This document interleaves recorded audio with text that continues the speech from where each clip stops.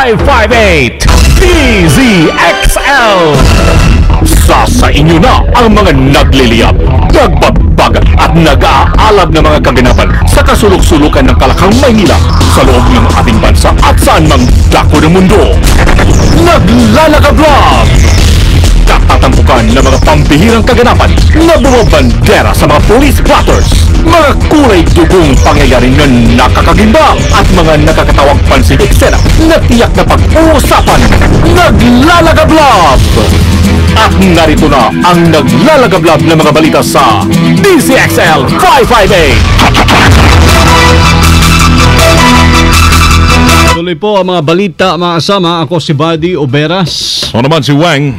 Umarangkada na kasamang Weng ang evangelical activity nga at dental medical mission ng Iglesia ni Cristo ngayong Lunes, Oktubre 14. Sa interview po ng DZXL kay Manila Vice Mayor Isko Moreno, masusi nilang pinag-aralan ang mga pangunahin daw daan na para kung saan ay gagawin yung nasabing aktibidad. Ayon ho kay Moreno, gaganapin ang lingap o dental medical mission sa mga pampublikong parke, partikular ang Plaza del Carmen sa may Quinta Market, Recto Isitan sa likod ho ng FEU at ang sa bahagi ng post office.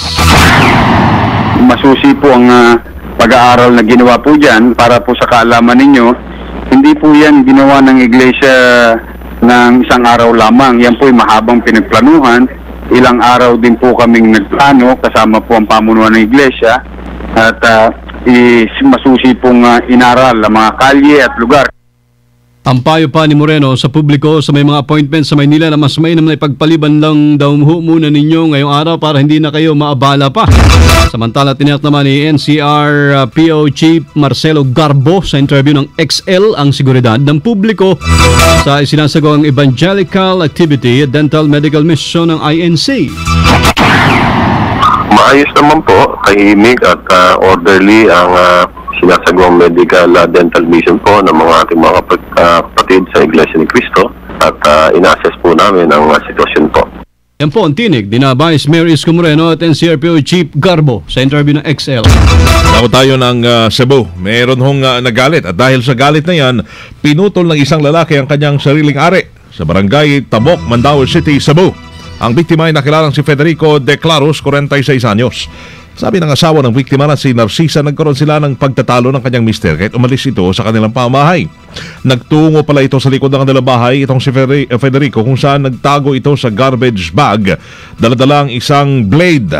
At doon pinutol ang kanyang ari, tsaka tinapon sa kanilang bakuran. Dating pasyente ng psychiatric ward ng Vicente Soto Memorial Medical Center ang biktima. Bigo naman ang mga asawa ni Federico na matagpuan pa ang ari nito na pinaniniwalang tinangay na ng aso. Naglalagablab na mga balita. DZXL Bulat Palaro. Kasama nagpabot po ng pagbati si dating 8 Division World Champion Manny Pacquiao sa naging panalo ni welterweight champion Timothy Bradley laban kay Juan Manuel Marquez. Ayon kay Pacquiao, umpisa pa lamang ay nararamdaman na niyang mananaig na si Bradley sa nilang laban na Mexican champion.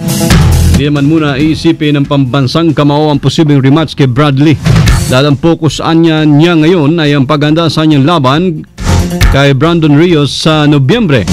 Matatanda una nang nakalaban ni Pacquiao si Bradley noong June 2012 by split decision.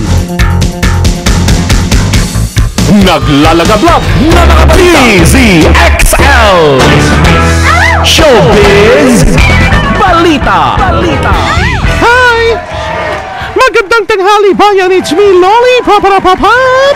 Matapos bisitahin ang kanyang mga kababayan sa Olongapo, lumarga naman si 2013 Miss World Megan Young sa PGH. Dyan sa Maynila, suot ang kanyang puting gown, ang kanyang sash at saka corona. Binisita ni Megan ang mga may cancer.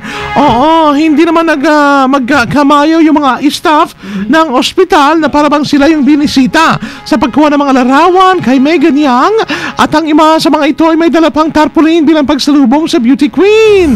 Hala, siguro gagaling na kayo dyan dahil bumisita na ang Diyos ng kagandahan, di ba?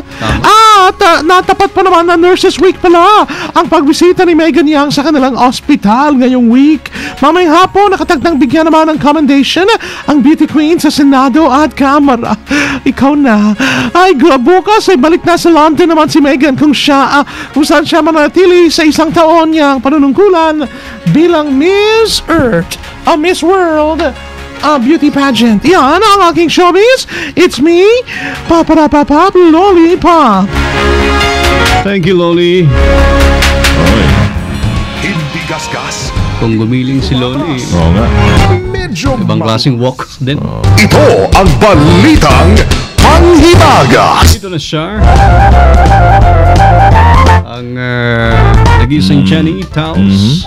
Ano? Yes. Jenny Towels. Magandang afternoon kasamang Buddy at Wing. Ito nga, nagmistulang party ng mga skateboarder ang nangyari sa Broadway Boulevard sa New York City. Dahil naman sa agaw at tensyon na ginawa ng mga skateboarders, umaabot sa 1,500 skateboarders nga ang nagrumampas doon sa Boulevard. 35 sa mga ito ay binigyan naman ng ticket ng mga pulis dahil sa iskandalong ginawa. Tinawag nga ng mga ito ang kanilang ginawang Broadway bomb dahilan upang magkaroon ng pagbagal ng usad ng trapiko sa 116th Street hanggang Wall Street Bowl. Hindi naman na inireport ng pulisya ang nasabing pangyayari. Yan ang aking balitang panghimagas, kasama mo sa DZXL News Center. Ako po si Jenny Tal sa Sintalbog. Silang tatak, Armen. Naputol tuloy. Ikaw talaga yun, ha? Naglalagablab na mga balita. Alas 12:27, hatid po sa atin ang PhilHealth, mga kasama. Thank you, Robos Dietary Supplement for Men, Jim's Coffee, Pan de Manila, salamat din. At sa Renew Placenta Soap. Dire-diretsong mga naglalagablab. Nabalitang tatak, Armen, inyo po napahinggan sa DZXL 558. Ngayong tanghali na ng Lunes, it's October 14, 2013. Kasama niyo po serbisyo publiko from the province of Occidental Mindoro. Mabuhay.